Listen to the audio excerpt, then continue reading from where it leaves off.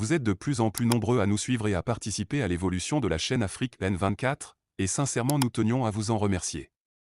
Nous lisons tous vos commentaires qui enrichissent le débat et vraiment nous vous demandons de nous soutenir, en aimant les vidéos pour une large diffusion, et pour continuer à avoir une ligne éditoriale indépendante, et vous proposer de nouvelles émissions toujours de plus en plus enrichissantes. Ne restons pas passifs, soyons actifs. Merci et à bientôt. Où se trouve le journaliste Ferdinand Haïté? C'est l'une des questions de la semaine qui s'achève. Semaine qui devait être sans grande histoire, si ce ne sont des histoires des femmes célébrant diversement le 8 mars.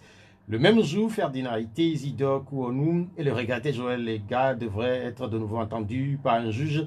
Le mercredi 8 mars, les femmes ont effectivement célébré en Pagne leur journée. Les débats pour ou contre ces fameux pagnes n'ont pas empêché des colloques et réflexions, mais aussi musique et danse. C'est devenu une tradition. La surprise est plutôt venue la veille et a pris diverses terminologies. Convocation, SCRIC, disparition, alerte, puis signe de vie. Je suis plus ou moins à l'abri du danger. C'est ainsi que le journaliste Ferdinand Haïté résumait sa situation cette semaine. Ce résumé n'a sans doute pas été écrit depuis Aflao Sagrado, son domicile. Mais où est-il? Maintes fois convoqué dans le cadre de son travail, maintes fois présent aux différentes convocations, le confrère n'a-t-il pas vu et entendu ce que tout le monde n'a pas vu et entendu? Il a promis des détails, les Togolais attendent. En attendant, les journalistes se posent des questions notamment sur leur sécurité. Jeudi, un ambitieux projet en faveur de la liberté d'expression et des médias et la protection des défenseurs des droits de l'homme au Togo a été lancé à Lomé. Il n'y a pas eu que ce projet cette semaine puisqu'un nouveau mouvement citoyen a aussi vu le jour. La lumière pour un développement dans la paix a porté les griffes de l'ancien député Ouro Akpo Tchanyao. Que va-t-il apporter de plus pour plus de démocratie et d'alternance au Togo? Le combat pour l'alternance a contraint certains Togolais à l'exil.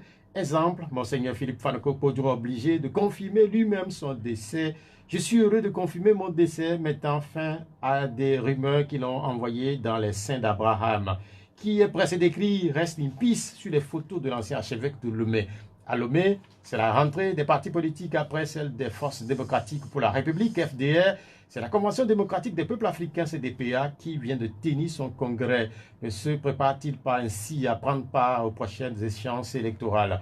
À la CENI, on se prépare effectivement à l'organisation du scrutin. Les présidents des commissions électorales locales indépendantes sont connus. Reste à connaître le calendrier des élections législatives et régionales.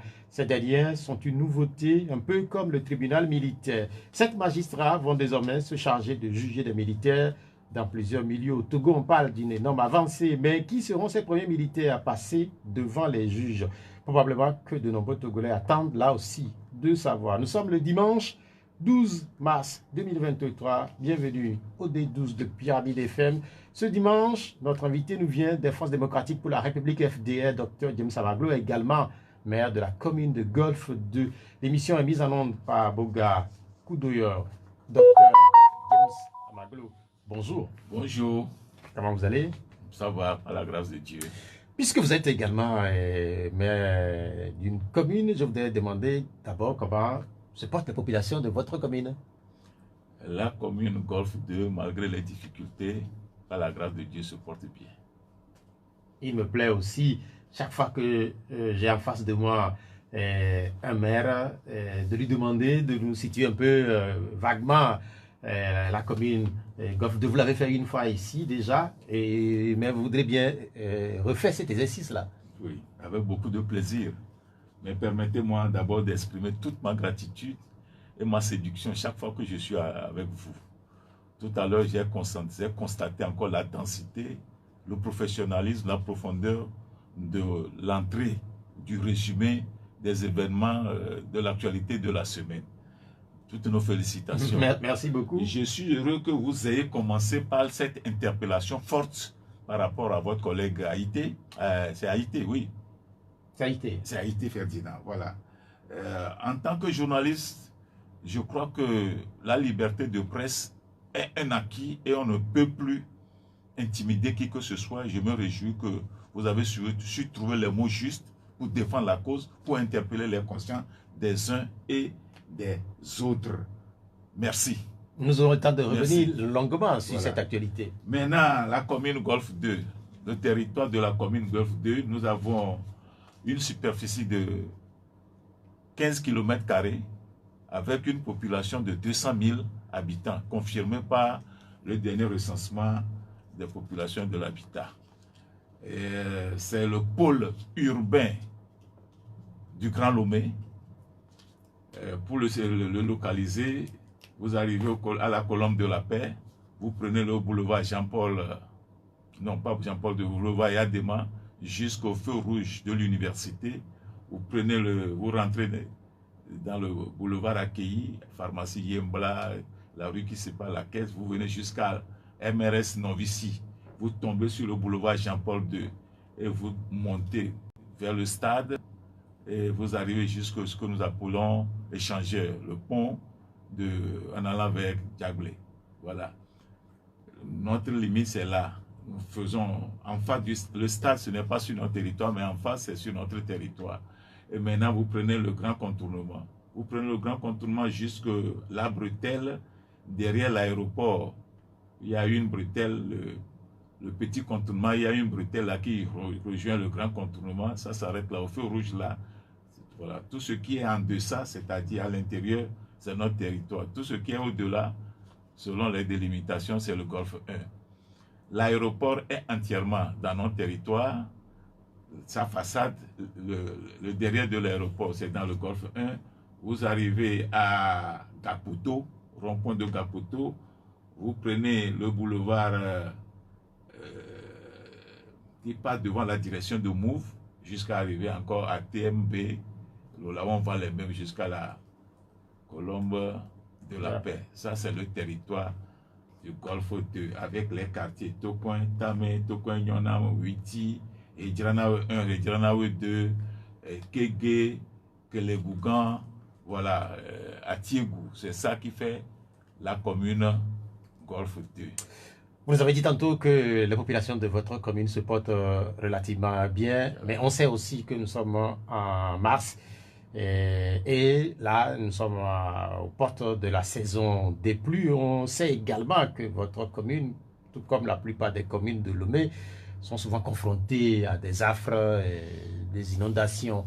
Ce dimanche, les nuages s'amoncellent un peu dans le ciel de Lomé. On ne sait pas s'il finira par pleuvoir. Mais comment est-ce qu'on se prépare là-bas, dans le Golfe 2, pour faire face à la nouvelle saison des pluies? Dans le Golfe 2, nous nous préparons, comme vous l'avez dit, nous sommes une zone où il y a des dépressions, des bassins de rétention d'eau ou des dépressions naturelles qui, avec l'occupation anarchique un peu du territoire, il y a des gens qui sont, quand il y a les pluies comme ça, on a des problèmes. Nous avons le bassin de Bézé, nous avons la zone de Tanto, nous avons la zone de Witi. Il y a un certain nombre de zones comme ça qui sont des zones inondables. Et chaque fois quand la saison des pluies approche, nous tremblons. Et nous avons commencé à réfléchir à tout ça, plus particulièrement cette année. Nous avons réfléchi à Tanto, où il y a des aménagements qui font que la zone devient une zone à très grand risque.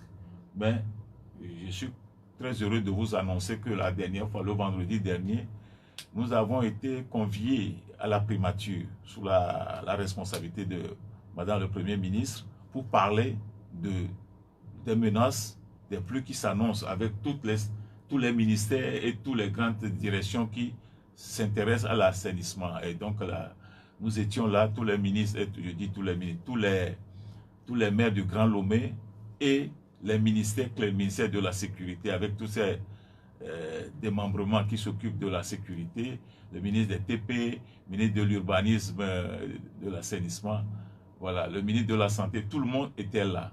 Et on a parlé et on nous a rappelé encore à nos responsabilités et on a parlé également de nos difficultés. Et il y a un suivi qui se fait. Nous allons prier que cette fois-ci, nous soyons à la hauteur dans la prévention de tout ce qui peut arriver.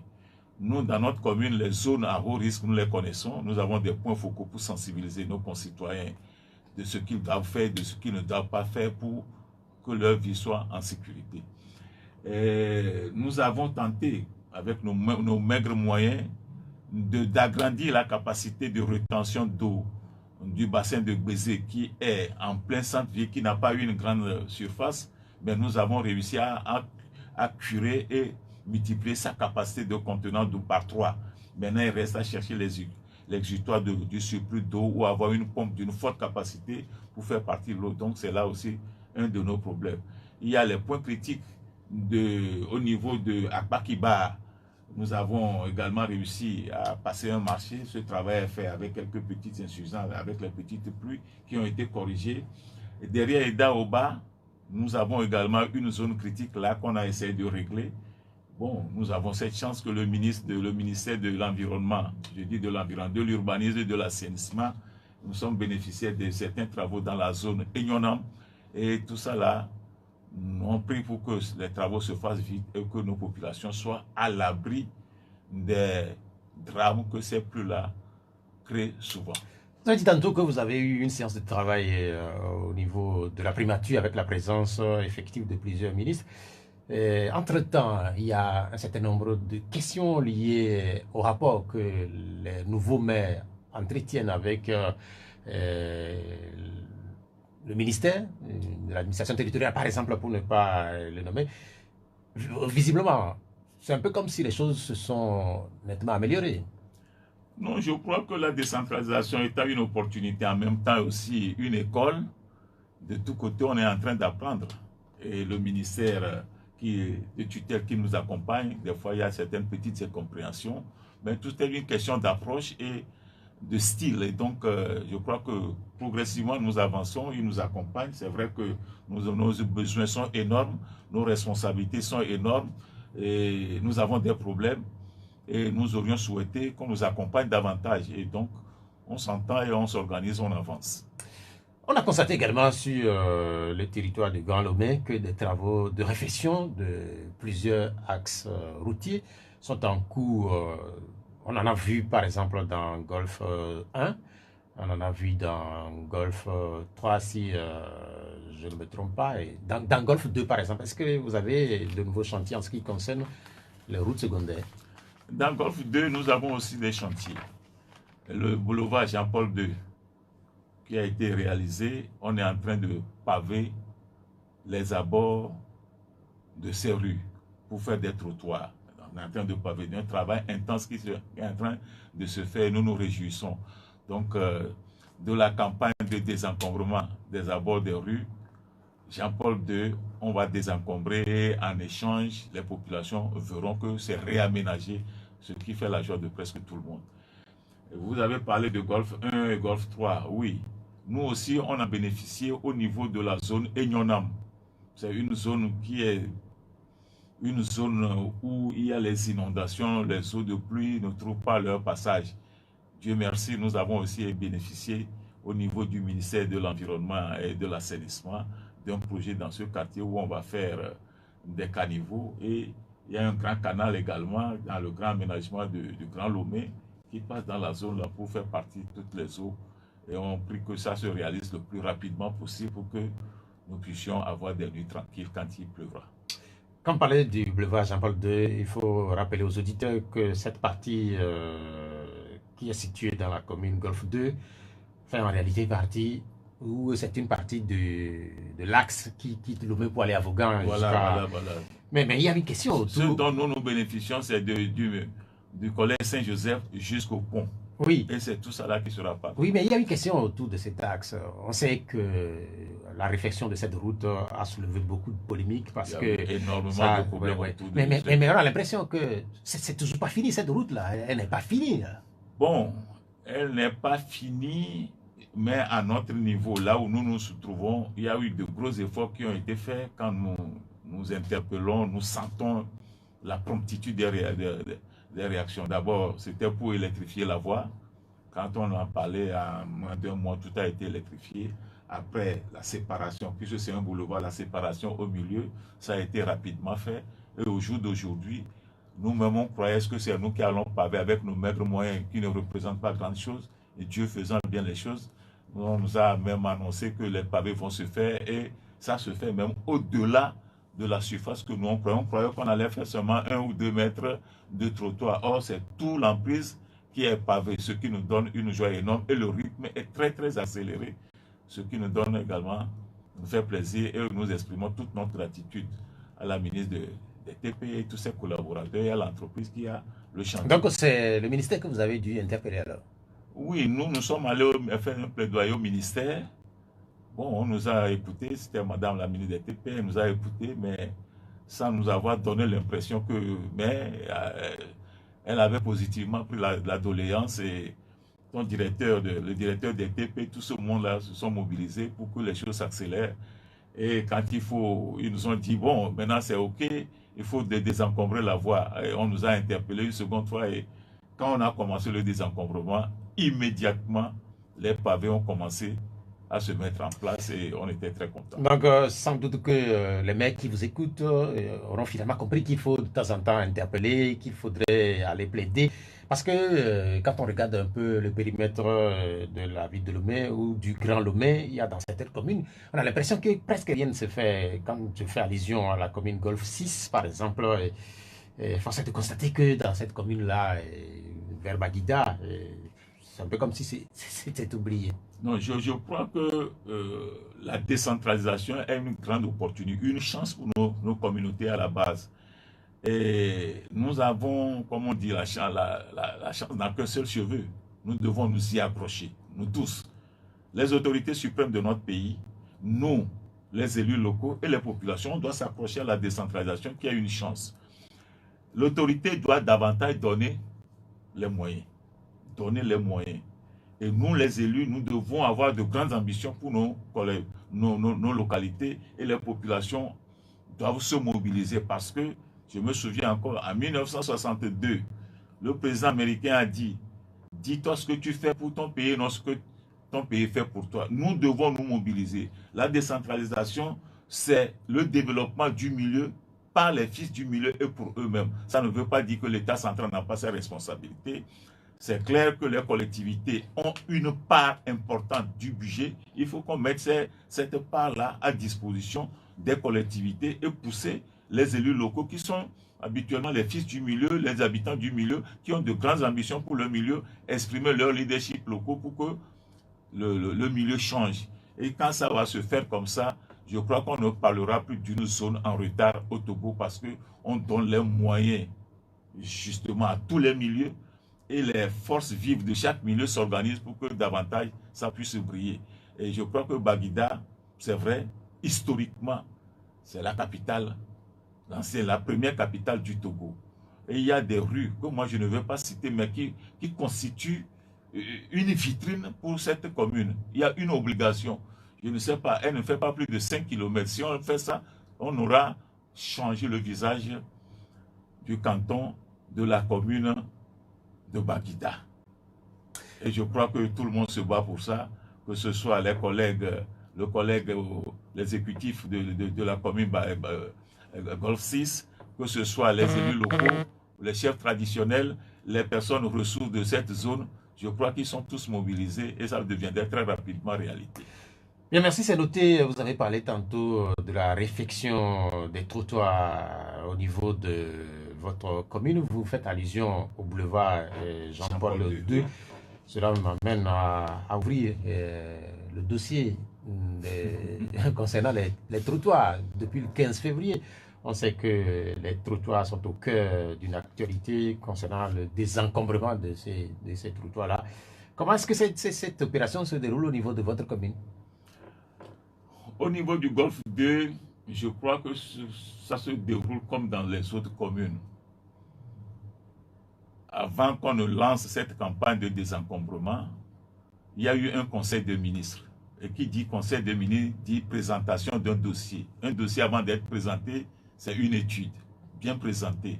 Après, nous avons été conviés, nous les maires du Grand Lomé, plus des associations de différents corps de métiers, à une grande réunion présidée par le ministre d'État, notre ministre de tutelle. Et à ses côtés, il y avait le ministre des TP, ministre de l'urbanisme, de la communication et autres. Donc c'est l'État qui a initié un projet. Bien que nous, au Golfe 2, on avait commencé un peu plus tôt.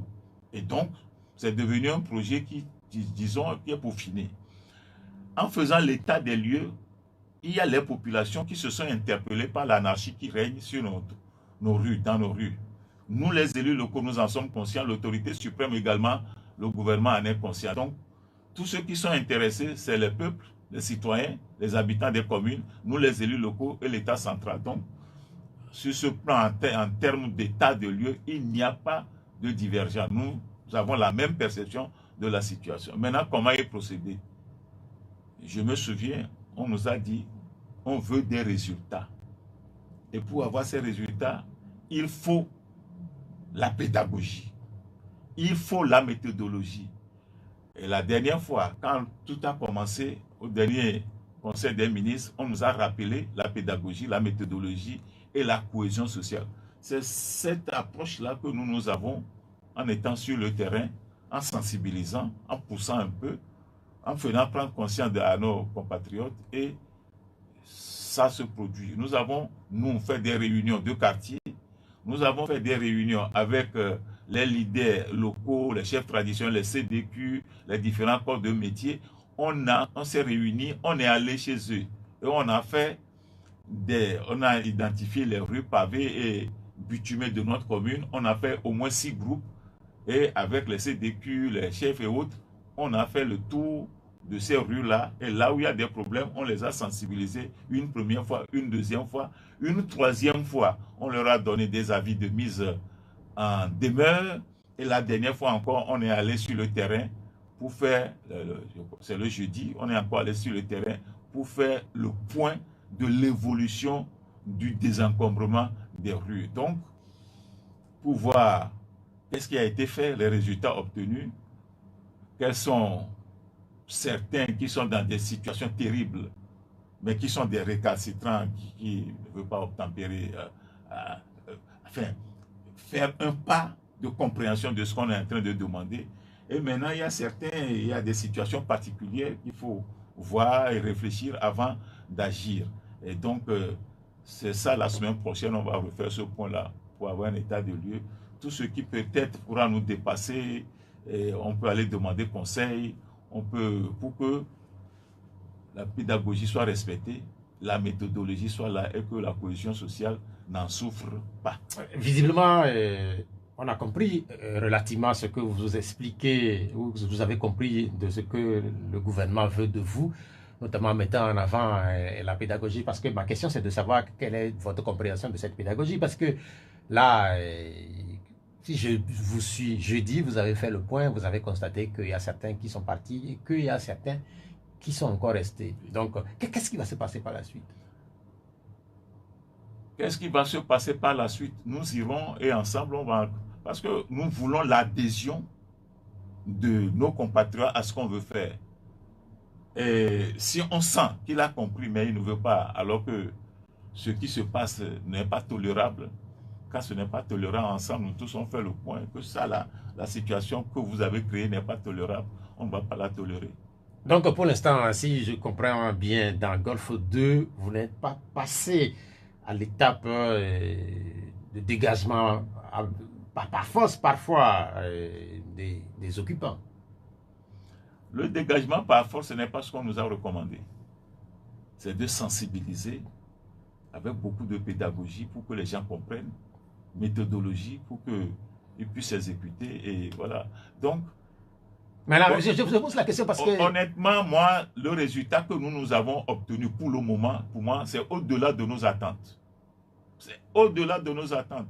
Et la seconde chance que nous avons, nous, quand les gens dégagent, il y a un long boulevard qui est là avec les pavés.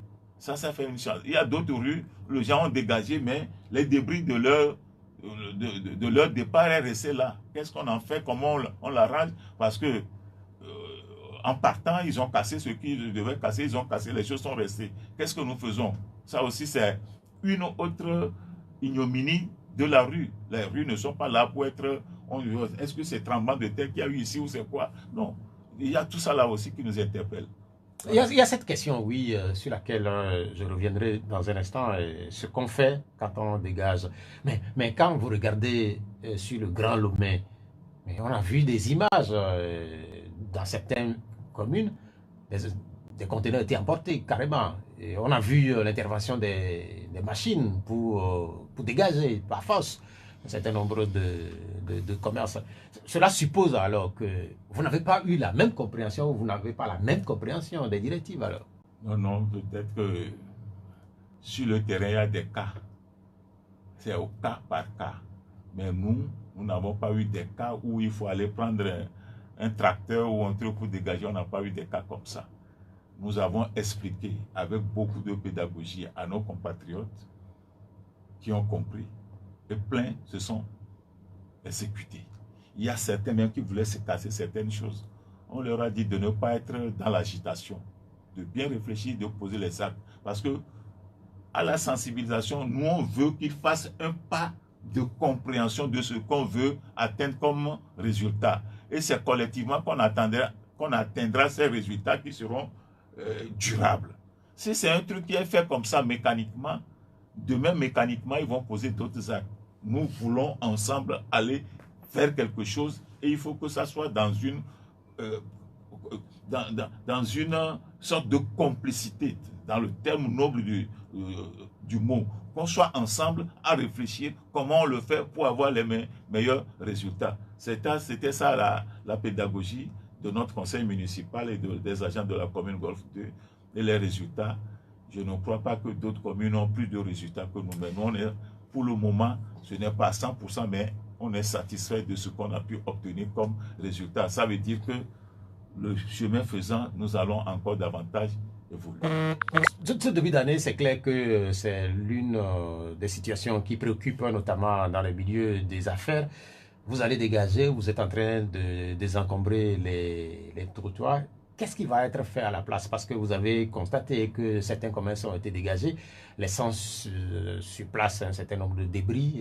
Est-ce que vous avez la possibilité de refaire ces emplacements qui ont été laissés dans des états souvent pas très intéressants?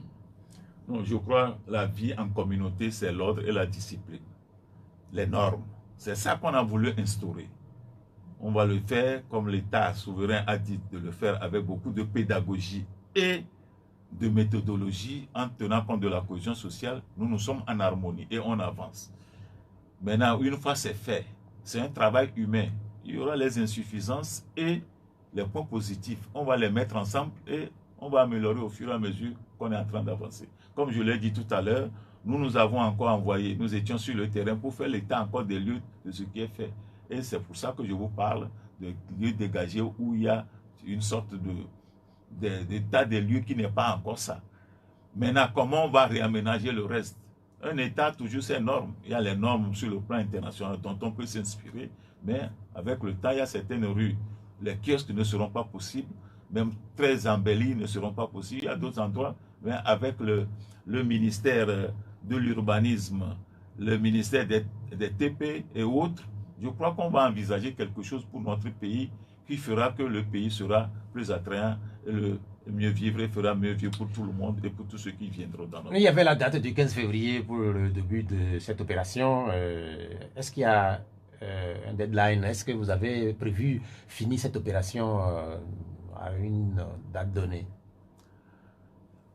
Bon, ce qui était la mise en garde, c'était jusqu'au 15 février. Après le 15 février, il faut encore aller un peu plus fort. C'est ce qu'on a fait. Et maintenant que c'est fait, du 15 février, aujourd'hui nous sommes peut-être le 15 mars, ça fera un mois. On peut faire le bilan. On peut faire le bilan pour véritablement apprécier quelles sont les insuffisances, ce qui reste à faire ou ce qu'on a pu faire, comment on évolue. Je crois qu'on va faire le point. Et ce point, on le fera avec les autorités, puisque en conseil de ministres la dernière fois, on nous a encore dit on veut des résultats, mais avec pédagogie et méthodologie. Et je crois qu'il y aura un rapport final pour qu'on sache que quand on a fait le désencombrement, voilà ce qu'on a pu obtenir, voilà ce qui reste à faire, voilà les difficultés, voilà les avantages qu'on a eus, qu'est-ce qu'on fait des espaces libérés, ainsi de suite, ainsi de suite, ainsi de suite. Je crois qu'on veut que notre ville soit plus belle.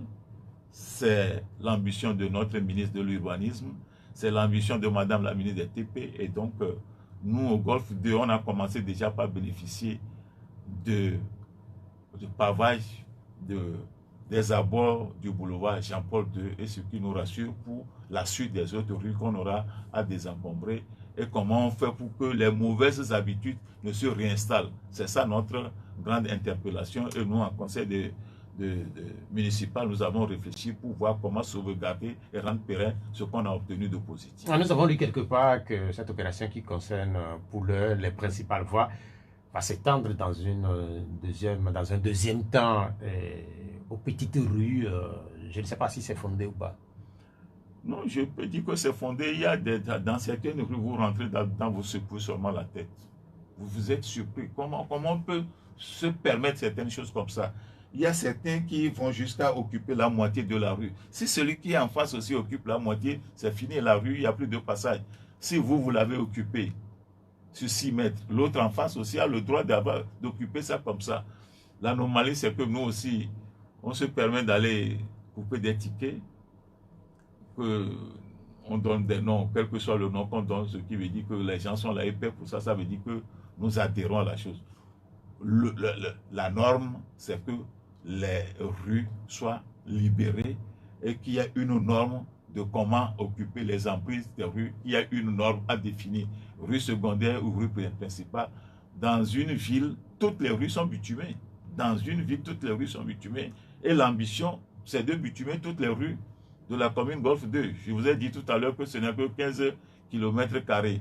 C'est la porte d'entrée dans notre pays, la vitrine. C'est le pôle urbain du Grand Lomé. Toutes les rues doivent être bitumées et ce n'est pas compliqué. 15 km², ce n'est pas compliqué. Donc, il ne faut pas qu'on tolère l'anarchie qu'on ne veut pas voir sur les grandes voies, c'est à la rue secondaire. Partout, ça doit être agréable. Et nous voulons nous organiser avec l'adhésion forte de nos administrés pour qu'on change totalement le visage de notre commune.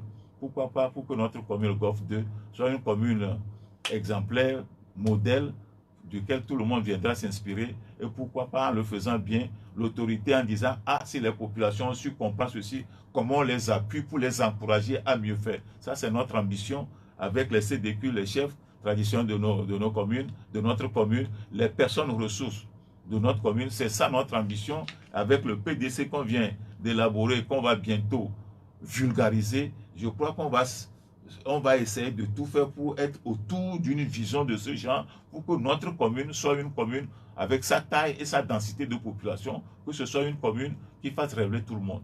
Quand vous parlez de communes vitrines de la ville de Lomé, sans doute que vous faites allusion à l'aéroport qui se trouve dans... Oui, il y a l'aéroport, il y a le grand marché de Hidrana, il y a la foire Togo 2000, il y a la maison du Hadji, il y a presque toutes les grandes institutions qui font la fierté d'un pays, c'est nous. Il faudrait que quand quelqu'un atterrit à Lomé sur 5-10 km, qu'il ne soit que dans la séduction. Après, même s'il y a d'autres choses qu'il voit après, et en repartant, il faut quand il rentre dans un périmètre également de 10-15 km, il faut encore, dans ses rêves, en partant, il dit, ah, Lomé, c'est la destination. Nous venons de faire un peu plus de 30 minutes avec le maire de la commune Golfe 2. En réalité, il est invité dans cette émission dans sa peau de coordonnateur au FDR au niveau de la ville de Lomé. Vous savez que les FDR ont fait leur entrée politique il y a 2 semaines. Mais sa présence nous a obligés à parler un peu de l'actualité liée à sa commune. Mais il y a cette actualité-là aussi, avant de parler de politique et politique avec les élections qui vont venir. Je l'avais dit à l'entame de l'émission, Ferdinand Haïté, la question c'est de savoir qu'est-ce qui se passe autour de lui. Et le journaliste d'investigation, vous savez, était convoqué. Et on l'a appris que lundi, il était convoqué dimanche après-midi. Et puis après, il a disparu et puis il a donné signe de vie. Ce nouvel épisode-là, vous, en tant qu'acteur politique, comment est-ce que vous le vivez? Je crois qu'il faut prier que cette peur qui de temps en temps occupe la tête de nos compatriotes disparaisse totalement. Et tous ceux qui peuvent faire disparaître cette peur-là, qu'ils agissent. Moi-même, j'ai fui une fois mon pays. Même pas une fois, 2 fois. J'étais tout jeune, j'ai fui une fois.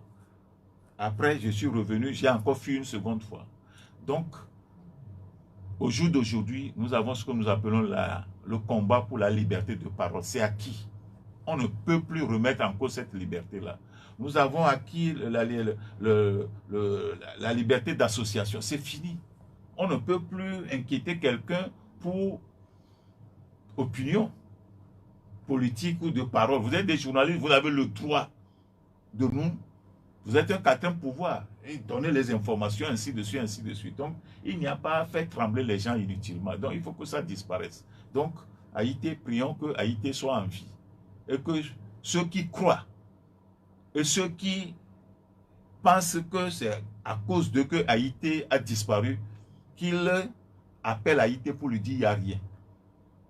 Et d'assumer son retour. Nous avons un pays où on a l'obligation de nous protéger tous. Qu'on nous protège. Vous avez fait une première fois, une deuxième fois, si ça ne vous gêne pas, racontez-nous. Vous étiez jeune, vous avez fait pourquoi? Moi, j'étais à l'université. Hein. On est venu me chercher à Lomé pour m'amener à un commissariat. Que j'ai écrit une lettre que mon papa a demandé d'écrire. J'ai été enfermé. Oh, c'est mon père qui a signé la lettre, ce n'est pas moi. Ça s'est passé. Après, mais votre père, il était lui, le chef du village. C'était un problème politique? Mais c'était à l'époque un problème politique. Il dit qui est le responsable de ceci, il a écrit. Après, j'arrive là, l'autorité me demande si je suis à l'université, j'ai une bourse. J'ai dit oui. Il dit on va voir ta bourse là. C'est une menace, oui ou non? C'est une forte menace. Et j'ai cherché, je suis parti. La seconde fois, maintenant, on est revenu. C'est les droits de l'homme. Dans les années 90, où il faut faire le multipartisme. Moi, je suis militant d'un parti. On vient, on écrit sur moi, mieux que moi, je suis responsable de ceci. On est tous partis. J'étais parti. Après, je suis revenu. Je suis allé voir les autorités pour dire, me voici, ce que vous me reprochez, dites-le moi, me voici maintenant. Maintenant que la période de trouble est passée, me voici. Si vous me reprochez quelque chose, dites-le moi. Parce qu'on veut me lier à un coup de violence. Je ne suis pas violent, mais moi je dis ce que je pense et je le dis comme ça. Et je suis revenu, ils ont dit non, que ce n'est pas, c'est fini. Ah, à cette époque, vous étiez au CAR? J'étais au CAR, oui. Vous étiez allé où? À Cotonou? J'étais allé au Ghana. J'étais au Ghana. J'étais au Ghana, après Abidjan, après au Ghana et après je suis revenu. Beaucoup de Togolais, quand ils fuient le Togo, ils se retrouvent au Ghana. Oui, parce qu'il y a une grande partie de la famille là aussi, parce que moi j'ai mon oncle maternel qui était là-bas et je suis allé rester avec lui. Vous savez ce que me disait hier un Togolais qui travaille pour les réfugiés? Il dit, c'est pas facile de vivre à l'extérieur. Mais ce n'est pas facile de vivre à l'extérieur. On est toujours mieux chez soi. Même quand c'est les conditions d'ici, on est toujours mieux chez soi. On est en équilibre. On est en équilibre. Et on vit la réalité, on apporte sa part aussi pour qu'on sorte de la situation dans laquelle on est. On a noté beaucoup de réactions depuis que cette histoire a commencé. On a eu des réactions des associations, mais également des partis politiques. On a noté que Ferdinand était convoqué pour dimanche. Ferdinand, en réalité, devait être aussi au tribunal le 8 avec le journaliste Kouanou Isidore. Et puis, Joël Ega, il faut dire que Joël Ega, lui, dans ce dossier, il est décédé il y a un an pratiquement. Et certains parlent d'intimidation, certains parlent de harcèlement, certains disent qu'on veut fêter la presse. Est-ce que c'est un sentiment que vous partagez? Oui, je crois qu'il y a eu un procès entre la presse et la HAC qui est chargée de protéger la presse. Bon, ces derniers temps, c'est comme on veut faire taire tout le monde. C'est l'impression que nous avons. Si ce n'est pas le cas, ceux qui sont chargés de protéger la presse et la liberté de parole, qu'ils agissent, c'est tout. Le journaliste Haïti, ça fait un bon bout de temps, je crois qu'il ne dort plus. Et quand il ne dort pas, nous sommes ses compatriotes, nous ne dormirons pas. Et les autorités de ce pays aussi ne dormiront pas. Parce qu'il y a un des fils du pays qui est en déroute, qui est perturbé. Il faut qu'on nous rassure. Donc là, par exemple, comme pour beaucoup, il est important de savoir où il se trouve alors. Oui. Et dans quel état? Dans quel état? Sur les réseaux sociaux, on dit qu'il est en vie, il est en ceci, en sécurité. On va prier que ce soit ainsi. Mais l'autorité a l'obligation de savoir où se trouve Haïti et de le protéger. Et de nous dire que Haïti est ici, voilà, nous le protégeons. On sait que le journalisme que pratique Ferdinand Haïté est un journalisme pour certains particuliers, le journalisme d'investigation et qui permet quand même de révéler un certain nombre de sujets. Et on sait que depuis quelques années, son journal alternatif a pu révéler un certain nombre de sujets. Certains parleront de scandales. Et là, avec ce qui se passe, je crois que beaucoup de journalistes ne vont pas vouloir s'inviter dans le journalisme d'investigation. Non. La presse, c'est le quatrième pouvoir. Un pouvoir qui contrôle ceux qui agissent. Vous connaissez l'histoire du Cameroun. Vous connaissez le sort qui a été réservé à un journaliste au Cameroun. Ça s'appelle Martinez Zogo. Oui, mais ce n'est pas possible. Il faut que les autorités sachent que le pouvoir, il y a le pouvoir exécutif, le pouvoir législatif, le pouvoir de la presse, le pouvoir judiciaire. Tous ces pouvoirs-là, chacun dans son domaine doit jouer son rôle. Le journaliste d'investigation, ce n'est pas Ferdinand Haïté qui l'a inventé. Ça existe partout dans le monde. Que ce soit en Chine, aux États-Unis, en France, ça existe. Ça doit exister chez nous aussi. Et il faut laisser les gens qui ont une passion pour la bonne gestion de leur pays, les laisser avancer. Donc pour vous, c'est un journalisme qu'on doit plutôt encourager. Mais il faut l'encourager, c'est ça qui met de l'ordre. C'est-à-dire la peur du gendarme. Quand ceux qui volent savent qu'on peut les dénoncer, ils vont se mettre dans les rangs. On dit la peur du gendarme est le début de sagesse. Non, il n'y a pas de truc. Il y a une curiosité dans ce qui se passe. On sait que ce n'est pas la première fois que Ferdinand Haïté a été convoqué, soit au niveau de la justice, soit au niveau de la HAC, oui, ou même des forces de sécurité. Mais la question, c'est de savoir, mais pourquoi pour cette fois-ci, ça se passe de cette façon-là? Moi, je ne sais pas, mais ce qui est clair, ce que nous savons, c'est que entre-temps, Ferdinand Haïté et Gaye et autres, après, subitement, Gaye est décédé. Qu'est-ce qu'il a eu? Est-ce que c'est les pressions fortes? C'est la psycho? C'est quoi? Mais il y a des institutions qui sont chargées de protéger la liberté de presse. La HAC. La HAC. Un journaliste, parce qu'il a dit ceci, comme ce qui s'est passé au Cameroun, on va le terroriser. Non. Il a le droit de dire ce qu'il a entendu ou vu. Celui qui on le dit, s'il dit n'a pas fait, il viendra prouver que je n'ai pas fait ça. À un moment donné, on avait pensé que le dossier lié à Ferdinand Haïté, Isidore Kouanou et Joël Ega, paix à son âme, dans le même dossier que... Enfin, ce dossier qui les oppose au ministre du gouvernement, on avait pensé à un moment donné que ce dossier était enterré. Mais il faut les enterrer. La dernière fois au Cameroun, il paraît qu'on a mis les menottes à un grand patron pour l'amener en prison. Parce qu'on le suspecte d'avoir été à la base de... Mais l'argent public ne se mange pas seul. Vous ne prendrez jamais l'argent public seul. Il y a toujours des complices. Il y a d'autres qui peuvent aller vous dénoncer. C'est ça, ça laisse toujours des traces. L'argent public, c'est comme ça. Et c'est pour ça qu'il y a la presse, il y a la justice, il y a toutes ces institutions-là pour qu'on prenne conscience qu'il y a les règles à observer. Il faut observer ces règles-là dans la transparence. Ce n'est pas la peine de courir derrière Haïté. Vous êtes un acteur politique. Là, par exemple, on vient de vous écouter. Mais au-delà de tout ce que vous dites ici, certains ont sorti des communiqués, on en a lu. Qu'est-ce qu'il va falloir faire? Parce que la question aussi, c'est de savoir, après les communiqués, après... Chez nous, on dit, quand l'épervier veut prendre un poussin là, quand on le voit, on crie sur lui, c'est fini.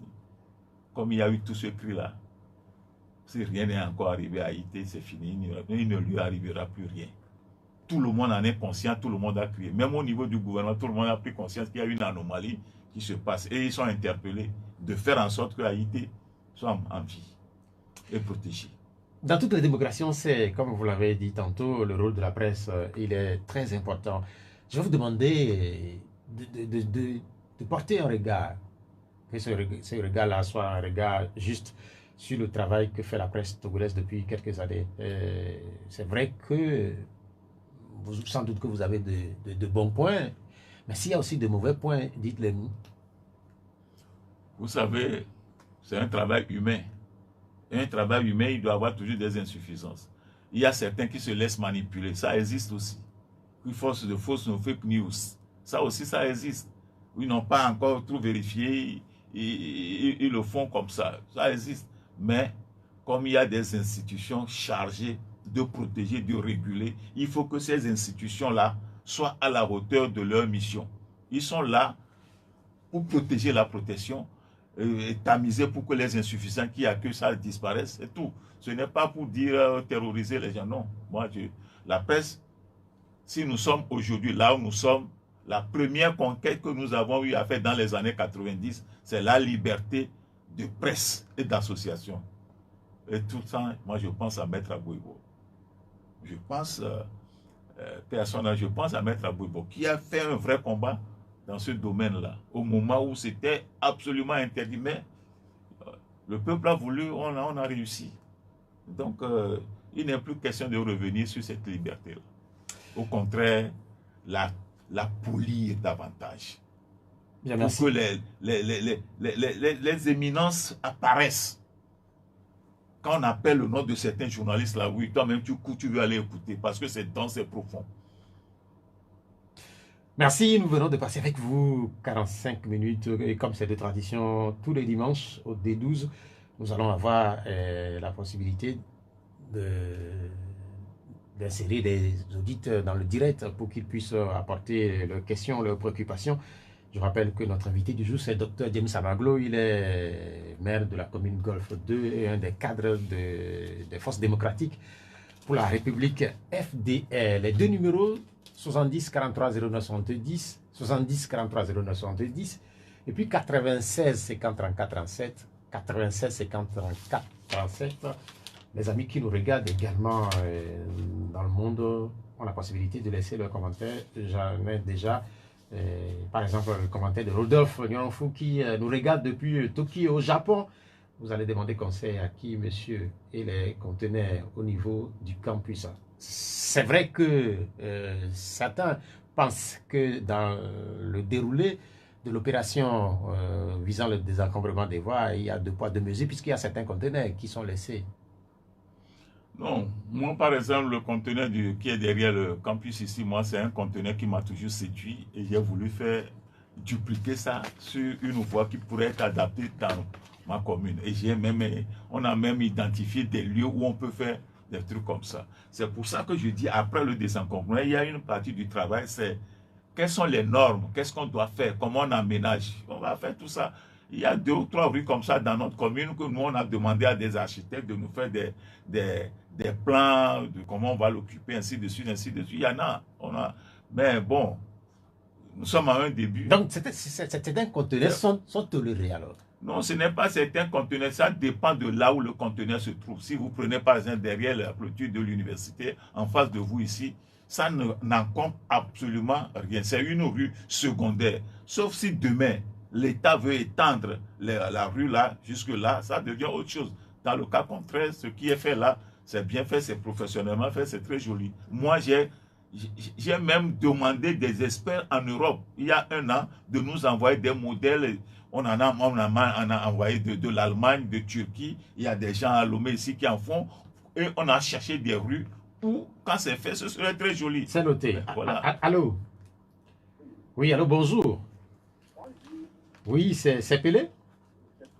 Oui, comment vous allez? Oui, mais en fait, il y a eu cette question-là que moi je vais vous poser d'abord avant que vous me posiez votre question. Quand on parle de Pelé, tout le monde sait que c'est le grand footballeur brésilien qui est mort récemment. Mais comment vous est venu votre nom, Pelé? Vous êtes un footballeur? Vous êtes un grand footballeur alors? Mais on n'a jamais entendu parler de vous dans le pays, là, Pelé. Si vous êtes un grand footballeur, les éperviers sont à la recherche de très grands footballeurs. Si. Allez-y, Pelé. Docteur, bonjour. Bonjour. Ok, félicitations d'abord pour la section de la commune. Merci beaucoup. Bravo, bravo, bravo. Merci pour vos félicitations. Qui nous... une direction locale et on a vu que leur petit ligne ne peut rien et quand on constate vote 1, vote 2, vote 4, là où il y a la bonne question. Moi, je ne veux pas exagérer, mais c'est là où moi, je suis la bonne question. Et il y a la bonne gestion au-delà aussi de ce que vous venez. Moi, Non. c'est mon constat. Oui, nous, on est des collègues, on s'inspire de ce que faut. Mon constat. Non, il y a plein d'autres. Il y a plein d'autres collègues qui font même des fois même mieux que nous. Vous pouvez s'entraîner, il n'y a pas de souci. Même quand mon constat, son constat. Merci. Bon, la première question, bon, je pense que c'est un peu politique. Oui.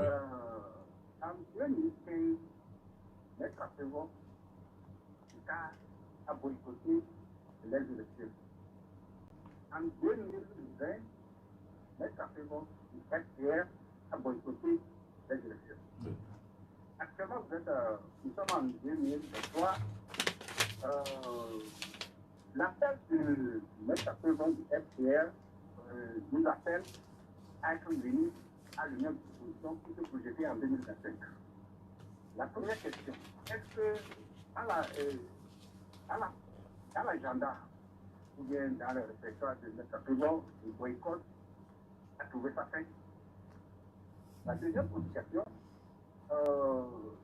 l'appel que vous avez fait, comment ça va démarrer et comment ça va terminer? Ça commence par où et ça se termine par où? Merci. Bien, merci Pélé pour vos préoccupations. Vous pouvez répondre en même temps. Non, d'abord je voulais dire merci à M. Pélé puisqu'il est très présent dans la presse et sur les médias pour donner des conseils pour que le pays soit mieux géré. Merci. Merci pour les félicitations qu'il nous adresse aussi. Ce n'est pas pour dormir sur nos lauriers, mais je profite pour lui dire également qu'il y a plein de collègues d'autres communes qui sont même plus excellents que nous dans la gestion. Ça, nous partageons des expériences avec eux, on avance. Maintenant, 2015, 2020, 2018, il y a eu le boycott. Mais après, on n'a pas boycotté des élections parce qu'il faut les boycotter. En 2015, je me souviens, c'était pour des conditions bien précises, pour que les conditions d'organisation des élections soient claires. C'était les élections à un seul tour, à la CENI. Rien n'était transparent. Toutes les institutions qui encadrent les élections n'ont aucune transparence. C'est, on dirait, des institutions instrumentalisées. Donc, participer à ces élections, c'est aller cautionner ce qui est organisé. Maintenant, il y a une précision qu'il faut apporter. En 2018 et en 2020. 2018, c'était les élections législatives boycottées que nous tous nous regrettons, mais c'était également un parcours. Il fallait boycotter parce que la communauté internationale, surtout la CEDEAO, qui est venue nous accompagner, on dirait qu'elle est venue nous endormir pour que la situation du Togo reste telle. On ne sait quel intérêt la CEDEAO s'est ainsi comportée, mais c'est une réalité. Mais comme dit Mandela, je ne suis jamais, j'apprends. On a appris de ce qui s'est passé en 2018.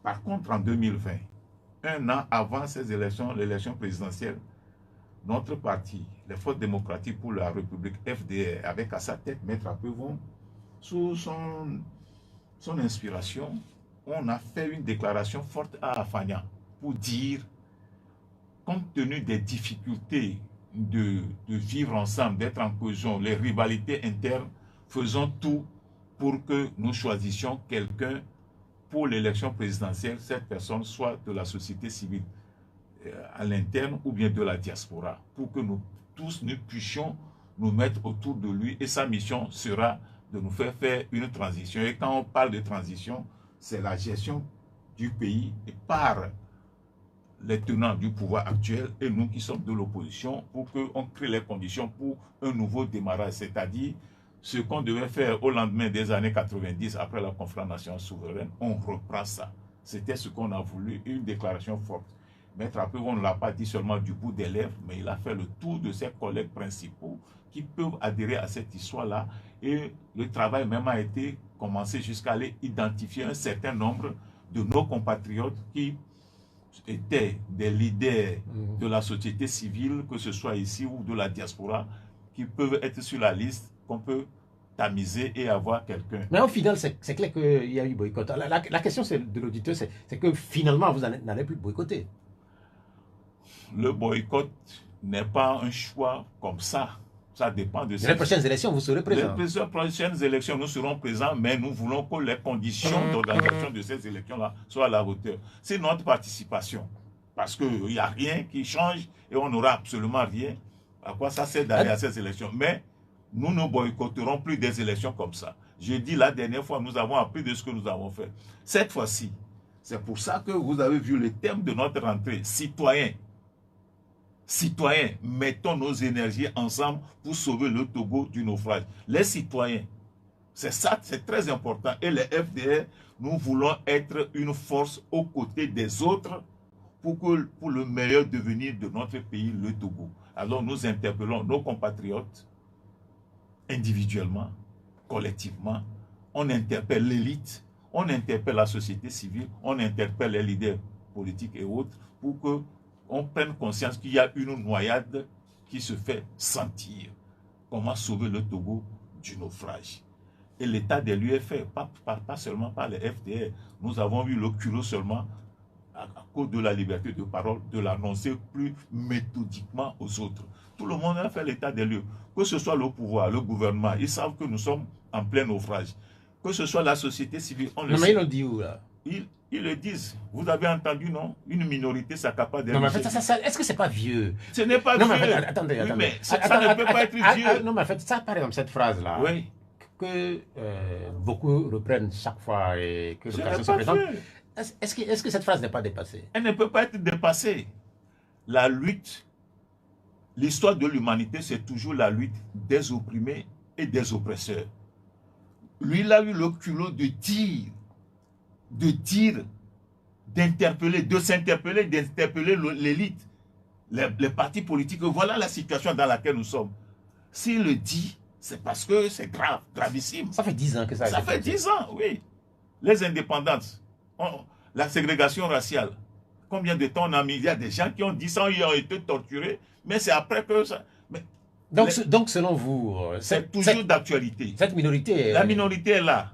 Le compte de la Cour des comptes de la dernière fois pour la gestion des trucs Covid. Vous avez appris ça. On a rappelé la fédération, quand notre pays était pour la Coupe du Monde. Il paraît qu'il y a 600 millions qui ont disparu. Vous avez vu la suite? Il paraît que le boulevard, la route de Vaughan, on a détourné des milliards là-bas. On a rétréci la voie. Vous avez appris ça? Est-ce qu'on a vu... Donc, ce n'est pas vieux. C'est ça qui vous fait dire que nous sommes en naufrage. Mais c'est l'état des lieux. Minorité, 600 millions, combien? 26 milliards pour Vaughan, fonds Covid, élection. On fait une élection, quelqu'un qui dit qu'il a gagné, il est dehors. Un monseigneur émérite du Togo, de la capitale, une étoile brillante pour tout notre pays, il est dehors parce qu'il dit, mais est-ce que ce n'est pas le signe de la noyade? Selon vous, alors? Mais pas selon nous, c'est selon tout le monde. Non, mais en fait, quand je dis, par exemple... Cette position n'est sans doute pas partagée par le pouvoir. Puisque, par exemple, quand vous revenez sur le rapport... Oui. Mais vous savez la position du gouvernement sur le rapport. Oui, mais le rapport, là, c'est le rapport de la Cour des comptes. Oui, justement. C'est la Cour des comptes. C'est le rapport de la Cour des comptes. Et la position du gouvernement. Le gouvernement aussi, c'est une entité. La Cour des comptes, c'est une entité. Et le gouvernement partage pas votre position. Je dis le gouvernement, c'est une entité. La Cour des comptes, c'est une entité. Nous, les partis politiques, nous sommes une entité. Le peuple souverain aussi est une entité. Et tout ce qu'on vient de citer, il y a certains que le gouvernement lui-même a cité. Notez, c'est noté pour vous. On va retourner au téléphone. Allô, bonjour. Oui, bonjour. Oui, votre nom c'est... Maoko, vous êtes à l'antenne. Allez-y. Merci. En fait, moi, je voulais interpeller M. le maire par rapport au problème de l'incendie qu'on a trouvé nos frères qui vont dans la zone de Bégranaoui. Cela a été dit plusieurs fois, mais ça continue. Et le 2, je n'ai pas bien suivi la première au début de la question. Ok, donc ils sont nos frères. Oui. Ils font des fruiteries. Oui, les frères qui vendent les fruiteries. On va une machine de Hédjanaoui. D'accord. Oui, Hédjanaoui, nous avons sous les toits, chaque minute pratiquement, il y a toujours des feux. Oh, ouais. Et ça dérange clairement. Pourtant, c'est interdit. Donc, j'aimerais vous rappeler dessus. Merci. Et le 2, les arbres qui veulent planter au bord des routes, au lieu de mettre toujours des pavés, plein partout. Merci à vous. Bien, merci. Bon, Pour les pulperies, je crois que c'est un défi. On a tenté quelque chose, on a eu quelques résultats, mais c'est des résultats qu'il faut pérenniser et améliorer. Ça, je suis d'accord avec lui parce que derrière le marché, c'était horrible. Mais Dieu merci, on a réussi avec l'accompagnement d'autres structures, on a amélioré un peu. Mais il y a encore du chemin à faire et nous serons ensemble, comme il le dit, à le faire. Pour les arbres, au niveau de notre commune, nous avons cette chance que, s'il plaît à Dieu, avec l'accompagnement des habitants, nous aurons la commune la plus verte du Togo. On a des atouts sur ce terrain, on a des partenaires. Il reste maintenant notre engagement citoyen à planter ces arbres en les choisissant et en les protégeant. Parce qu'un arbre planté sans arroser, sans soin, ça ne sert absolument à rien. Donc, nous sommes que la première richesse de notre commune, c'est les ressources humaines. Nous allons nous organiser, notre PDC est prêt. Nous avons des atouts pour des arbres, on veut nous aider et puis on va le faire pour que ça donne l'image qu'il faut pour la lutte contre le changement climatique et en même temps aussi l'embellissement de cadre de vie. La commune la plus verte du Togo, est-ce que c'est pas trop ambitieux? On sait très bien qu'il y a la région des plateaux où on peut pas comparer. Non, non, je ne dis pas ça sous forme de forêt. Non, la ville, c'est le pôle urbain la plus verte. C'est des arbres plantés pour embellir et en même temps pour participer. C'est pourquoi s'y construire à Lomé, oui, mais... Oui, bon, ça se comprend. Ok, on vous a compris. Lomé ne peut pas se comparer à Palimé ou à Tapamé. On vous a compris. Ça, c'est clair. Merci. Allô? Allô, bonjour. Bonjour. C'est Gérard. Gérard, allez-y. Oui, je salue M. Maire, Mes respects. parce que je suis un de ses administrés. Ah, merci. Merci. Alors, depuis que vous êtes là, moi, je vous toujours qu'il y a eu un changement. Alors, chaque fois, c'est pourquoi il est très intéressant de prôner l'alternance. Parce que quand il y a alternance, c'est que l'autre qui viendra, même si c'est une fois maison seulement qu'il a fait, c'est qu'il y a eu changement quand même. Merci. Donc, je vous apprécie depuis que vous êtes là. Mais là où j'ai été un peu surpris, c'est au niveau de la politique du désencombrement que le gouvernement a essayé de mettre en place. Et je ne sais pas par quelle alchimie ça a vite pris feu comme ça. C'est-à-dire qu'en 3 mois, on a tout fait pour dégager le temps. Maintenant, la question que moi je me pose, vous n'avez pas prévu des endroits pour les intéressés. Et voilà qu'il y a quelqu'un qui se retrouve maintenant à la maison et qui ne font rien, qui n'ont même pas trouvé un petit coin pour au moins installer les conteneurs et travailler. Or, même vous connaissez la situation. Nous venons de sortir tout juste d'une crise sanitaire où on avait tout bloqué et les activités ne marchaient pas. Pourquoi, monsieur le maire, la question, pourquoi vous n'avez pas éprouvé l'idée du maire de Golfe-Cap à ce qu'on vous accorde au moins 6 mois pour essayer de soulager un temps soit que vos administrés. Merci. Merci pour l'appréciation que vous faites de ce que nous faisons. L'alternance a toujours quelque chose de positif, c'est ça. Maintenant, pour le désencombrement, ce n'est pas le gouvernement qui a instauré. Nous, on a commencé le désencombrement dans notre commune il y a 2 ans. Il y a 2 ans, nous étions interpellés par nos administrés parce qu'il y a trop d'anomalies dans les rues pavées et bitumées. On a déjà fait 2 campagnes pendant 2 ans sur ce territoire-là. Maintenant, le gouvernement est venu accompagner encore ce qu'on est en train de faire. Le problème que pose le désencombrement, ce n'est pas un sursis de 6 mois qui le règle. Ce n'est pas un sursis de 6 mois. Ce n'est pas un sursis de 6 mois. Il y a des situations qu'on peut régler séance tenante, illico presto, sans dommage à qui que ce soit. Nous, on l'a réglé. Il y a des situations où vous allez en 1 semaine ou 2, c'est réglé. Il y a d'autres où c'est des cas particuliers où on est interpellé, où il faut réfléchir. Donc, ce n'est pas un délai de 6 mois qui permet de régler la chose. C'est vrai qu'il y a des collègues qui en ont parlé, mais c'est une situation un peu plus complexe. Maintenant, quelles sont les possibilités de réinstallation de ceux qui devaient partir? Nous, chez nous, nous avons cette chance d'avoir le marché de l'Eritrea. Oui, on a sollicité la direction de l'EPAM qui nous a demandé qu'il y a cette possibilité. Il y a des zones d'aménagement là-bas. Il y a le marché d'Atigo qui a une grande capacité parce que c'est un marché qui est construit mais qui est vide, qui peut absorber les gens. Il y a le périmètre de la SALT et autres que nous sollicitons, et dans les quartiers, il y a des domaines privés que nous avons identifiés. Et il y a aussi, quand les populations même comprennent, plus de la moitié se sont installés de manière stratégique des choses. Ils ont pu se réinstaller que nous-mêmes, on n'avait jamais imaginé. Donc, la campagne de désencombrement, c'est une opportunité. Opportunité pour rendre la ville belle, pour sécuriser les rues de notre commune. C'est une opportunité pour certains propriétaires de faire des affaires. C'est une opportunité pour des domaines à valoriser. Donc, c'est tout ça là qu'il faut mettre ensemble. C'est pour ça que moi, je me réjouis de la position du gouvernement qui parle de pédagogie, de méthodologie. Ça veut dire, tout ça veut dire qu'on nous demande de réfléchir avec nos concitoyens pour trouver la meilleure des solutions pour que le désencombrement apporte tous ses fruits. Allô?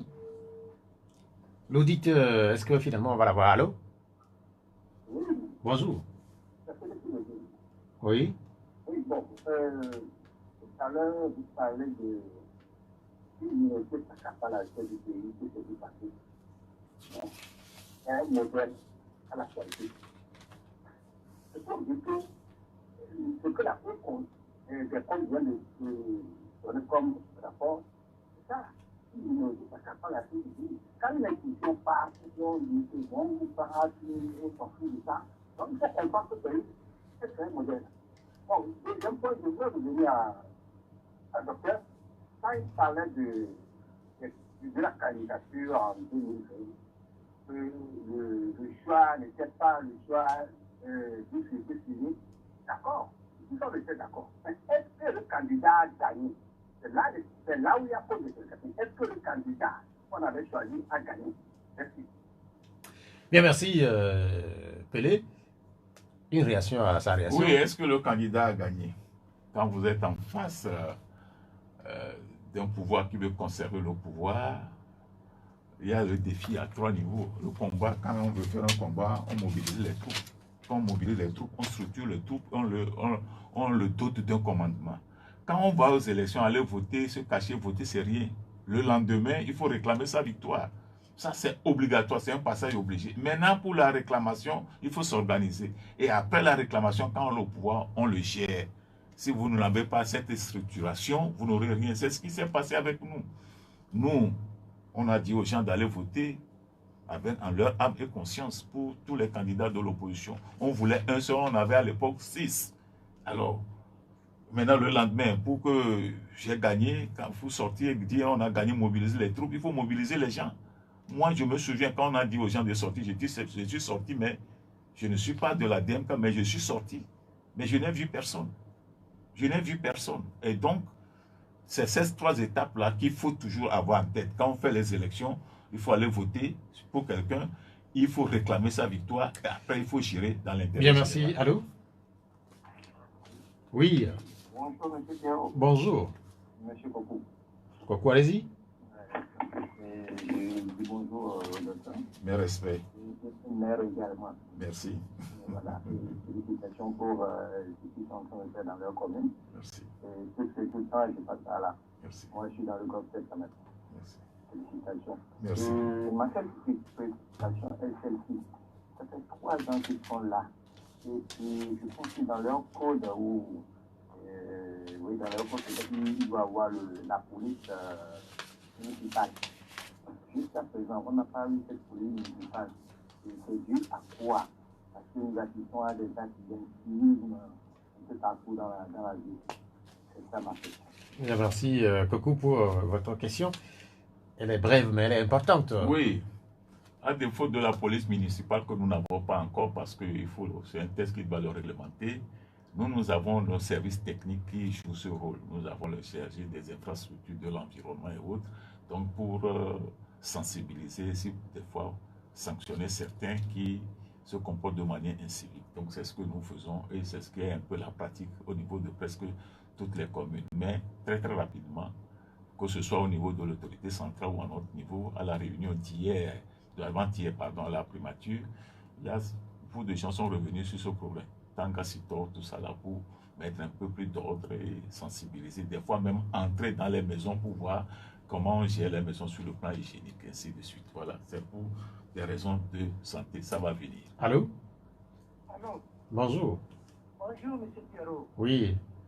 Je vous salue notre maire. Et moi, je sais que c'est pas parce qu'on mais en fait, chaque fois quand vous intervenez, vous vous présentez. Bon, j'ai vécu une scène le lundi passé là. Bon, il y a plusieurs personnes qui ne comprennent pas des engorgements de rue là. Des encombrements. Des encombrements, voilà. Il y a plusieurs personnes qui ne comprennent pas. Ce n'est pas dans le dos de casser les conteneurs, non. C'est de laisser passage aux piétons. Le lundi soir, il y a une scène qui s'est passée. C'est-à-dire, le matin, on laisse les rues, ou bien les trottoirs bien clairs.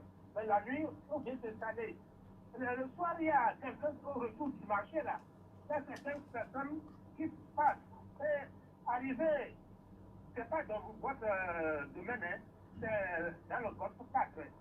Il y a la personne qui est passée le dispensaire d'Amouti-Bé, allant vers le marché d'Amouti-Bé. Et voilà qu'il n'a plus de place là-bas à passer, il est obligé de passer sur la GC. Et le moto à l'électricité qu'ils ont installé tout à l'heure là, le petit moto là, l'a ramassé. Heureusement que la personne n'est pas gravement blessée, mais les gens n'ont pas cessé d'encombrer la rue le soir. Merci. Merci pour votre témoignage. C'est clair, nous avons pris conscience de cela et nous avons eu une équipe qui circule la nuit pour ce qu'on ne fait pas le jour, il ne faut pas qu'on le fasse la nuit. C'est-à-dire que les trottoirs doivent être totalement libérés pour permettre la circulation des piétons. Et voilà, c'est pour sécuriser la voie. Donc la nuit, les gens ont tendance à tout encombrer, ça c'est clair. Allô? Alors, Oui. bonjour monsieur. Bonjour. Je reprends au nom de la Gbo. Ouais. Je salue l'invité. Merci, bonjour. Je n'ai pas une question particulière à l'invité, mais depuis la semaine passée, je cherche l'occasion pour interpeller l'autorité par rapport à une situation qui particulièrement me dérange sur la voie publique. Je ne sais pas si vous saisissez. Oui, allez-y, allez-y. Oui, depuis la semaine passée, j'ai constaté un phénomène au feu rouge de Granaoui. Ce matin aussi au niveau de Agoué, partout au niveau de GTA aussi, il y a une dame qui est tellement souffrante et qui nécessite une opération. Et dans la famille a fait une délégation et au feu rouge, il demande de l'aide. Et quand vous voyez la dame en question, c'est pénible et ça peut verser les larmes. Et toute la semaine, j'ai essayé de rentrer en contact avec l'édition de Madame, j'ai oublié son nom. Marceline. Mais heureusement que cette semaine, on a célébré la journée de la femme. Je veux interpeller le ministère de la femme pour les actions sociales pour qu'ils viennent en aide à cette femme qui sont vraiment sérieuse. Et quand je discute avec quelqu'un aujourd'hui, il me dit que c'est depuis novembre, il est en train de comprendre ça. Mais je refuse de croire que la famille a transformé ce mal en un fonds de commerce. Mais si c'est de l'aide qu'elle veut, que l'autorité prenne en charge ses responsabilités pour pouvoir soulager cette dame qui est gravement souffrante. Bien, merci pour l'alerte que vous portez sur les médias. Monsieur le maire, vous venez d'écouter ce témoignage. Il a bien chuté que la famille ne prenne ça pour un fonds de commerce. Quand on est malade, ce n'est pas au feu rouge qu'on vient demander, mais il y a l'hôpital, ils peuvent aller à l'hôpital, il y a un service des affaires sociales dans les hôpitaux, il y a des institutions qui appuient les gens et quand la question sera prise en compte à l'hôpital, qu'il y a des besoins et que la dame est vraiment souffrante, a des difficultés. Et on remonte toutes ces informations-là et à qui de droit pour pouvoir accompagner. Donc ce n'est pas au feu rouge qu'on vient faire les... Donc, des fois, c'est... Mais il y a une nouveauté au niveau des carrefours à Lomé depuis quelque temps. On se croirait dans certaines villes, je ne vais pas nommer le Sénégal. C'est-à-dire, il y a de plus en plus de jeunes qui sont là, qui demandent de l'argent, qui font des gestes, qui veulent manger. Avant, c'est au niveau de Décon que vous avez ça, mais aujourd'hui, vous avez ça un peu partout dans la ville de Lomé. Quand on parle de désencombrement, il y a tout ça qui fait partie de ce jeu. Désencombrement, tous ceux qui sont là, qui sont des enfants qui peuvent se transformer en tout. Ils peuvent constituer des dangers. Et on ne peut pas les... Il faut les accompagner, on doit trouver une formule. Moi, chaque fois quand je parle, je suis interpellé. Je crois qu'on doit trouver une solution à ces enfants qui sont là. Pourquoi ils sont dans cet état? C'est les parents, c'est quoi? Je crois qu'il faut aller au fond de la question. Donc, le désencombrement doit prendre en compte ces enfants-là. Ça, oui. C'est important. Oui, oui. Allô? En fait, il y a cette question qui est laissée également sur les réseaux sociaux. En parlant de la commune Golfe 2, on fait référence au marché, on fait allusion au marché de Ritranaoui, où il y a souvent des inondations. Et chaque fois qu'il pleut, le marché se transforme carrément en un étang. Là. Non, la dernière fois aussi également, on en a parlé. L'année dernière, on a été très fortement interpellés. C'est parce qu'il y a un bassin dans le marché qui doit recueillir les eaux du bassin du marché. Mais également, maintenant, il y a des travaux d'assainissement dans le périmètre qui se sont joints à ça. Et la pente n'a pas été assez bien faite. Maintenant, c'est plus ou moins corrigé. On attend cette saison pour voir comment ça va se passer. Et donc, l'année dernière, il y a eu une panne de la pompe aussi. Et ça a fait courir tout le monde dans tous les sens. Et on va prier que cette année, tout ce qui a été fait comme correction règle le problème. Merci. Non, en fait, on revient donc aux élections, puisque cette semaine, on a constaté que des responsables des séries ont été nommés, et on sait très bien qu'au Togo, à chaque élection, il y a des dissensions sur cette structure qui accompagne ou qui organise les élections. Cette année, quel est votre regard ou votre position sur la CENI d'abord, et puis sur ces démembrements qui sont en train de se mettre en place? La situation des CENI, des élections, ça fait partie également de l'état des lieux sur lequel nous avons un consensus absolu. C'est-à-dire, le gouvernement sait qu'on n'est pas d'accord avec ce qu'il fait, la société civile sait que ce qu'on fait, ce n'est pas ça qui est bien, les partis politiques également, et le peuple aussi dit ce n'est pas ça, puisque les élections de 2020, il y a des gens, une bonne partie des gens qui sont dehors, une anomalie. Alors pour qu'on pense à des élections futures, il faut penser à améliorer le cadre, de le rendre le plus inclusif possible. Ce n'est pas le cas. Nous, au FDR, nous avons participé à toutes les démarches qui puissent permettre de rendre ce cadre la plus inclusif en allant à toutes les réunions initiées par le gouvernement, mais les rares résultats obtenus, je crois qu'on les a au niveau de l'Assemblée monocolore, on l'a encore vidé et on a mis en place une CENI qui est en fait une CENI d'un seul bord. Alors, quand c'est d'un seul bord, alors que les élections de 2020, ce n'est pas encore vidé, je ne sais à quoi on va aller en 2023, 2024 ou 2025, je ne sais pas. Donc, dans notre rentrée politique, par la voix de notre président national, Maître Paul de Diapevon, l'autorité a été interpellée. La conscience collective a été interpellée. Les leaders des partis politiques de la société, nous avons été tous interpellés. Si on veut continuer à faire comme on le fait par le passé, on aura les mêmes résultats et la noyade sera assurée pour nous tous. C'est pour ça qu'on s'interpelle pour sauver le pays du naufrage. Donc, ce qui est en place là, les CELI tels que composés, la CENI tels que composés, les bureaux de vote tels qu'on les compose, ainsi de suite, c'est préparer le terrain à la noyade. Et quand c'est bien préparé, une noyade bien préparée, on ne s'en sort, personne n'est sauvé.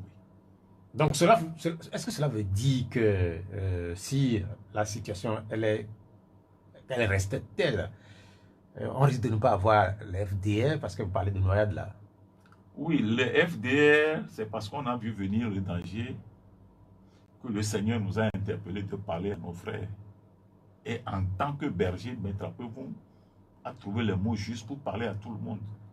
En interpellant vous aussi la presse pour que vous relayez ce que vous êtes en train de faire brillamment, pour que tout le monde sache que nous sommes avertis. Et on dit un homme averti en vaut deux. Nous savons ce qui nous attend. Et donc, notre souhait, c'est que les choses changent. On change de paradigme, que nous sommes tous interpellés. Mais cette semaine, les présidents de série ont été nommés. Ça ne veut encore rien dire. Vous espérez que, Ça ne veut vous espérez que des retouches peuvent être encore apportées à... C'est une obligation.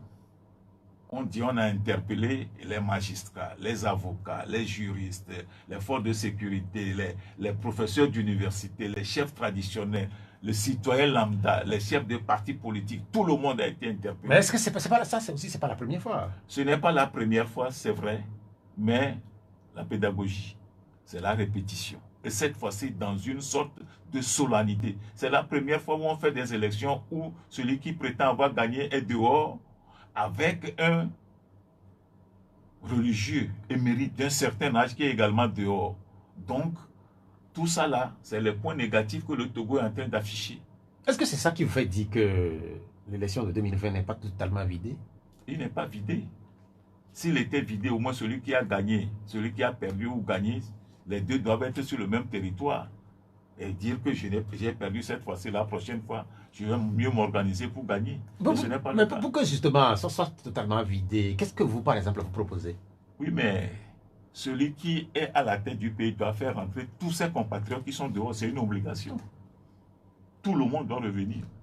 Et surtout, particulièrement, Monseigneur Podro. Il doit revenir. On doit aller le chercher, le ramener.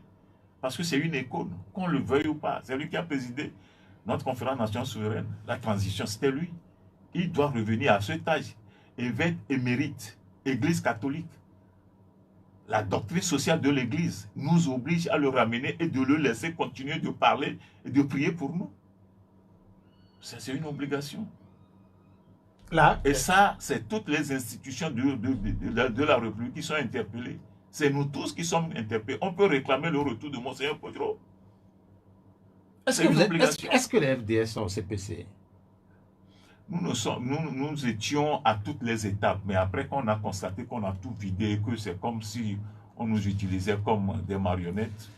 Non, en fait, je vous pose la question pour savoir éventuellement... On a montré notre bonne foi, notre président. Pour savoir éventuellement pourquoi est-ce que la question n'est pas posée à ce niveau-là. On sait que cette semaine, cette structure s'est de nouveau réunie.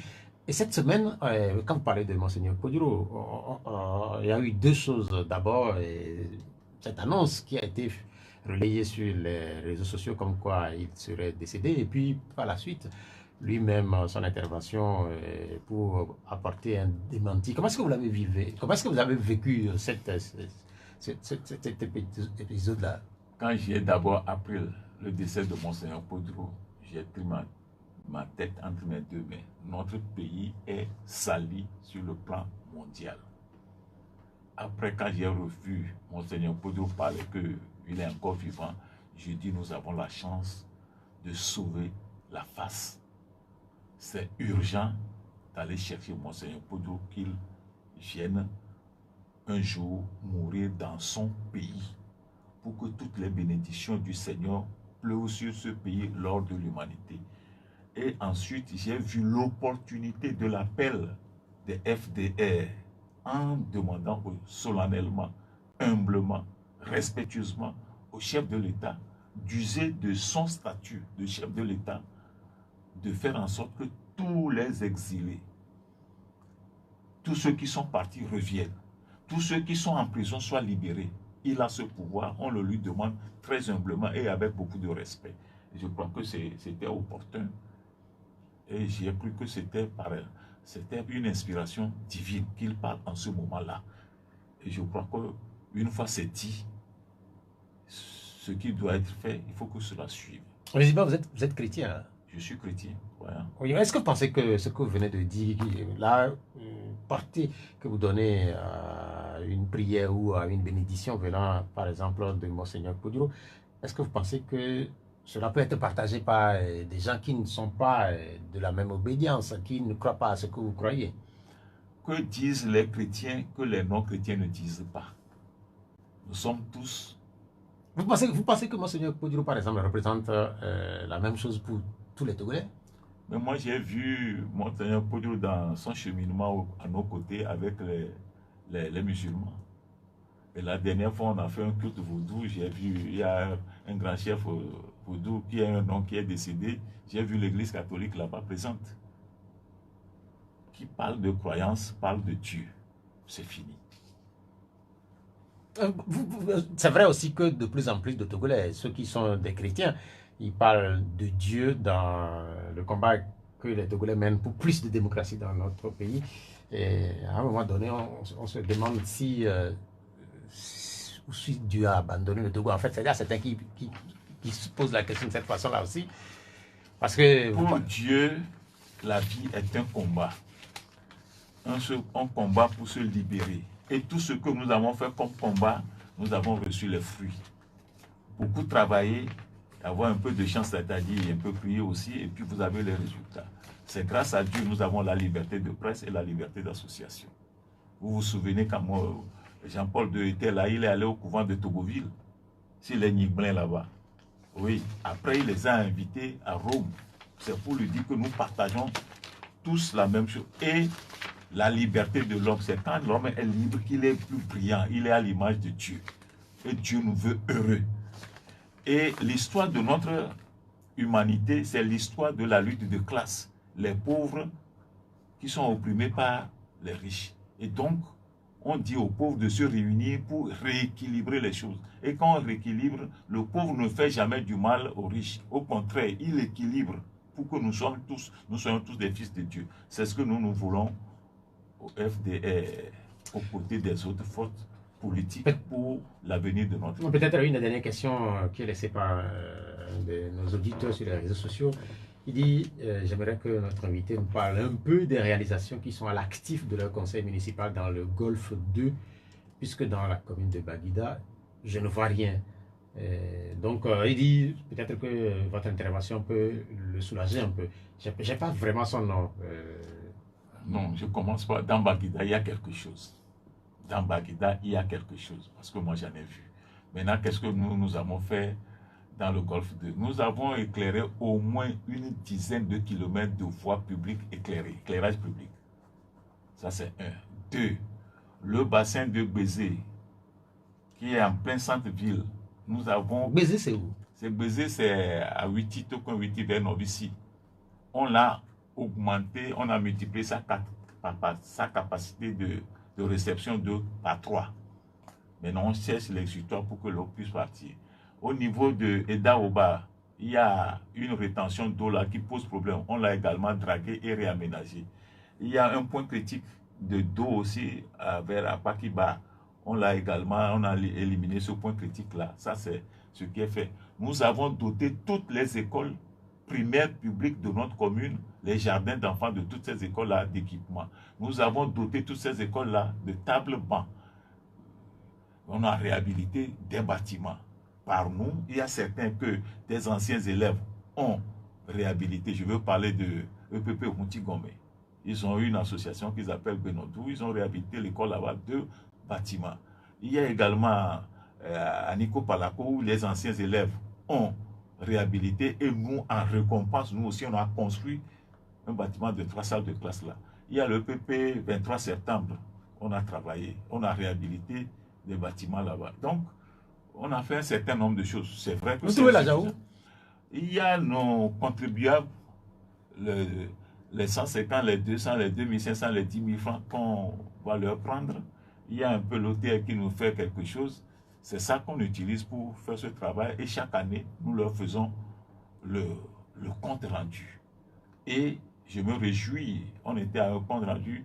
Les gens étaient si contents à notre grande crainte que ce qu'ils donnent là, c'est des dîmes. S'ils gagnent quelque chose, eux aussi doivent donner quelque chose là. Vous parlez de dîmes. Des dîmes, c'est ce que nos contributeurs disent que leur contribution, ils vont appeler ça dîme. Que quand ils nous donnent, on a pu faire tout ce travail avec, qu'ils auront la bénédiction du Seigneur. Et donc, on s'est embrassés, on s'est séparés. Vous parlez de dîmes, vous parlez de Seigneur, vous parlez de bénédiction. Nous allons vous demander de prier pour qu'on clôture l'émission. Oui.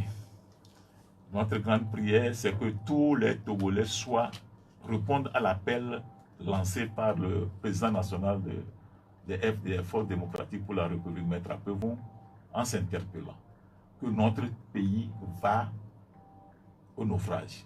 Notre pays est menacé et en danger. Nous devons être dans le peloton de tête pour être l'ordre de l'humanité. Donc, mettons-nous ensemble pour que notre pays redevienne un pays normal. Pour que ceux qui sont au pouvoir, nous qui sommes de l'opposition, on ait la même vision pour notre pays pour avancer. Merci. Merci d'être venu, Dr James Maglo. Vous êtes le maire de la commune Golfe 2. Vous êtes également des Forces démocratiques pour la République. Cette émission, elle s'achève. Merci à Vincent Lasbogakou d'ailleurs pour la mise en onde technique. Je suis Pierrot Attiobé. Bonne suite de programme sur Pyramide FM. Au revoir. Vous êtes de plus en plus nombreux à nous suivre sur Afrique N24, et vraiment nous tenions à vous en remercier. Nous lisons tous vos commentaires qui enrichissent le débat et vraiment nous vous demandons de nous soutenir pour continuer à avoir cette ligne éditoriale indépendante, et vous proposer des émissions toujours de plus en plus enrichissantes. Merci et à bientôt. Likez la vidéo si ce n'est pas déjà fait. Laissez aussi votre point de vue en commentaire. Abonnez-vous et cliquez aussi sur la petite cloche de notification pour ne rien rater de nos prochaines vidéos. N'oubliez pas de partager aussi la vidéo et de la liker.